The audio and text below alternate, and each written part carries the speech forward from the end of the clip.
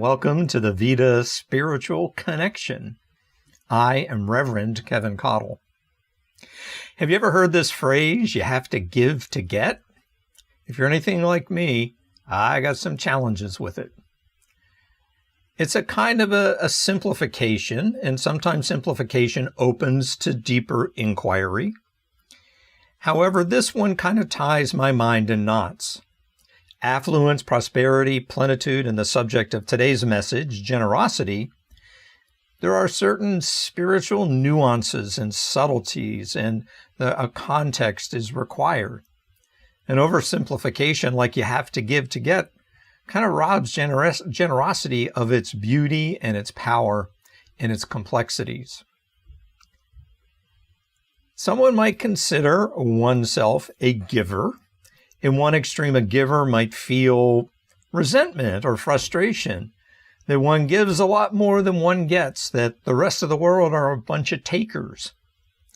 And the other extreme of that giver mentality is that a person who sees himself as a giver is proud, if not a little puffed up by being a giver, and good also maybe at being closed off to receiving.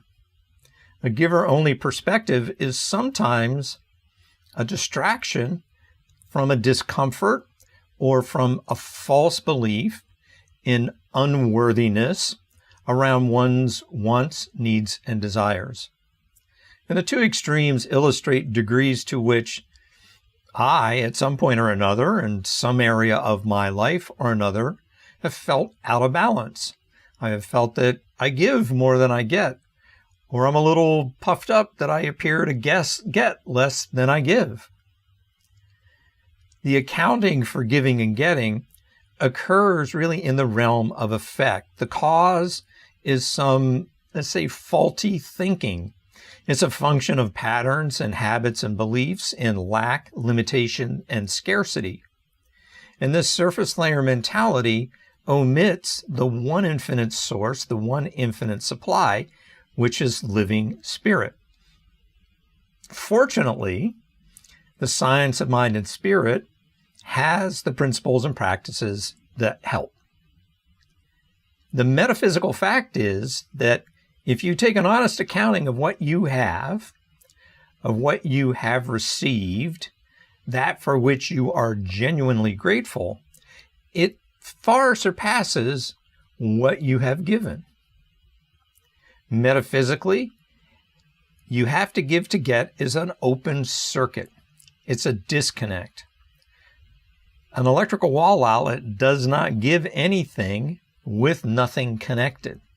Once the circuit is complete, when there is a connection, then the forces that comprise electricity are put into action, and there's a transfer of power from source to the connected device. As you align and connect with living spirit within you and surrounding you, it is natural that you circulate more of the good of God.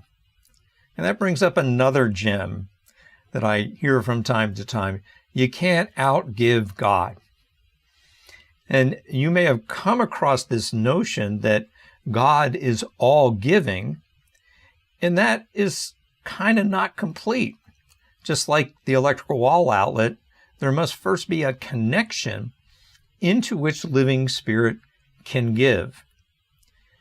And if I'm not feeling that good of God, it's usually because I have switched off or I have unplugged. Living spirit is always plugged into you, and it's plugged into me and all of manifest creation. And living spirit is not so much giving as it is always circulating love, peace, joy, and compassion. You have to give to get is a little conditional. It's a little transactional. You can't get anything until you give. It's a conditioned condition. And there is the possibility that the person, place, or thing to which you give might be unplugged or might be turned off. And therefore, you may not get anything that you are imagining that you are giving. And give and get is a kind of training wheels mentality, though. It has a purpose. It has a use. And you can, as I have, utilized the conditional, the transactional, the binary, like give to get, can use that mentality like training wheels on a bicycle that heal and grow consciousness.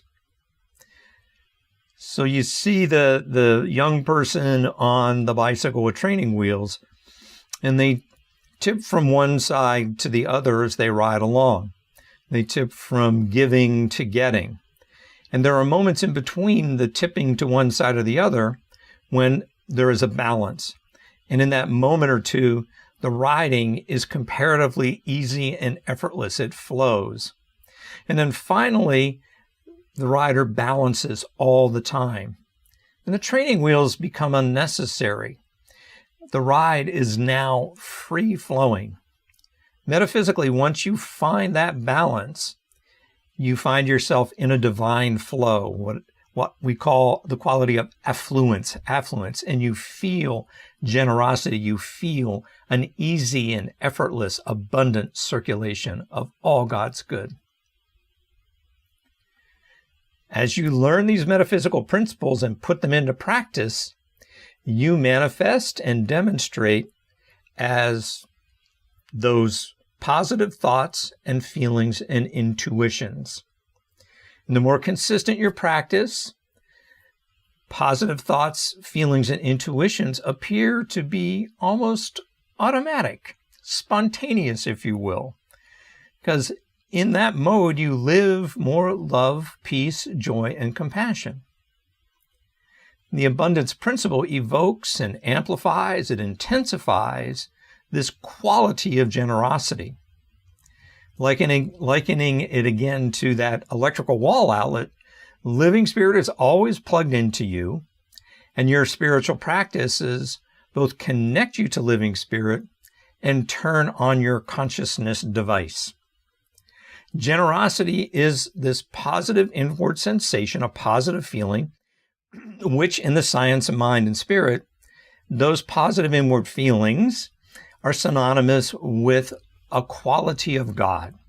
Positive feelings are living spirit alive in you. Positive feelings are your direct experience of God.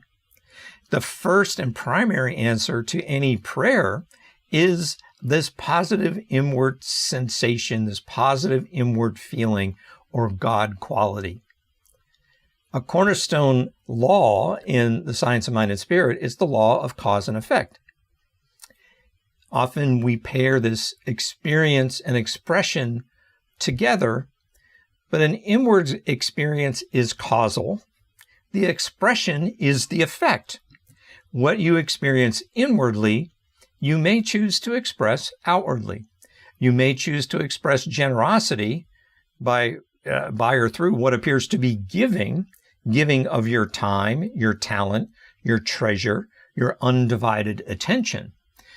And when you know, intuit, feel generosity, and then act or express generosity, you are circulating living spirit, doing so often on this earthly plane. As you feel generous, you are living spirit. As you act with generosity, living spirit more generously lives you. It blesses your life with more love, peace, joy, and compassion. And it exceeds, that goodness exceeds your greatest imagination. The feeling, the God quality of generosity is similar to feelings of plenty, of prosperity, and especially affluence. And by affluence, again, I mean being in a divine flow, that the good of God is flowing fully and freely in this moment and into the next. As you circulate your good, like generosity, out in the world, you strengthen and deepen your connection to living spirit. You feel a balance. You feel this powerful exchange, and you unleash a kind of a mutuality, a feeling that what benefits others benefits me, and what benefits me benefits others. Generosity operates as a principle too. You're only as genuinely generous with others as you can be generous with yourself. Healing and growing your consciousness around generosity means you are more generous with yourself, and in turn, you are more generous with others. I often refer to this A Course in Miracles maxim that says the only thing lacking in any moment is what I'm withholding. I like to use the constructive positive opposite. And in the science of mind and spirit, it's important because living spirit is always responsive to my thoughts, my feelings, my intuitions. So my constructive positive opposite of that Course in Miracles maxim is each moment is infused with the good I pour into it. My work is filled with the good I pour into it. My relationships unfold according to the good I pour into them. My finances flow with the good I pour into them. I experience the good of this moment according to the good with which I am expressing. The good in your life happens according to your consciousness and according to your most prevalent thoughts, feelings, and intuitions. Your life gets better as you heal and grow your consciousness. Your life gets better as you heal and grow your consciousness. Living spirit is ongoing whether or not you are consciously aware of it, whether or not you are plugged in and powered up. The larger life is living you, and healing and growing your consciousness means you live more of living spirit that is already living you. You heal and grow your consciousness then through spiritual practices. And as I often compare our spiritual practices, it's like a metaphysical science experiment we are performing on ourselves, and I am performing on myself, and you are performing on yourself. When science learns more about a dynamic process, it often takes samples. And samples are little snapshots, little snippets, and they are observed and analyzed. Scientists then sequence that data that they extracted from the samples, and they look at the trends and the tendencies and the patterns. Spiritual practices are similar to scientists taking samples of a dynamic process. With your intention to heal and grow your consciousness, anytime you meditate, affirm, journal, study vision, you are taking snapshots of your consciousness. You are devoting time and attention to the components of a spiritual dynamic flow of good in your life. And that is known as living spirit or a universal love or the infinite creative or the great spirit or one mind or the all in the all. The divine life keeps living, the good keeps flowing, and your spiritual practices, piece by piece, bit by bit, sample by sample, is some of that goodness, that godness that is in your conscious awareness. As you sequence the samples, you are joining more in a divine flow. And that divine flow, that affluence, and one of the feelings of that divine flow, synonymous with qualities of God, is generosity. The intention for your metaphysical science project this week is to be more in that divine flow, to be more affluent, to increase your generosity. Begin by taking regular samples of your life, at least once a day. Hopefully that expands to many times a day. Notice giving and receiving. It could be at the store or at your job or in a relationship or at your spiritual learning center. As you notice the activity of giving and receiving, notice your thoughts, your feelings, your intuitions.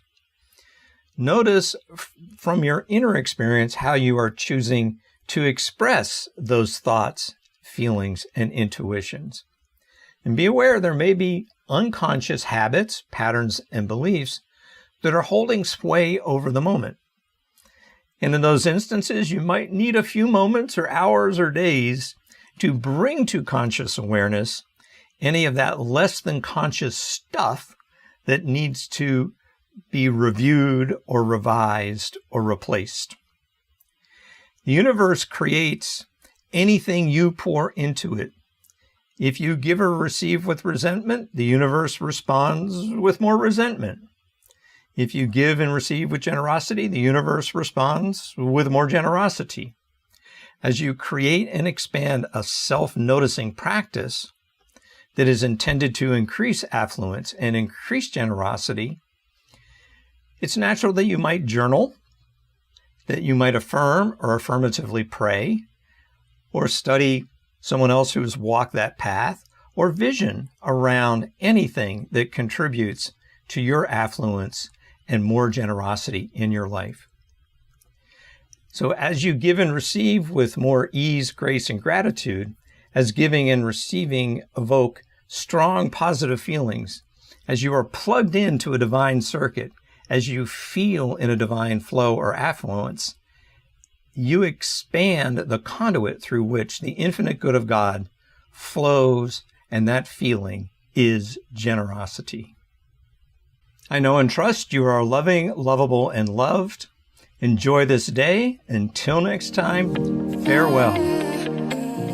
Thanks for tuning in to the Vida Spiritual Connection. Please use the links in the description to request prayer, to donate to Vida Spiritual Learning Center, and to join the Vida mail list. Remember to like, share, and subscribe. And for more information, visit our website at vidaslc.org.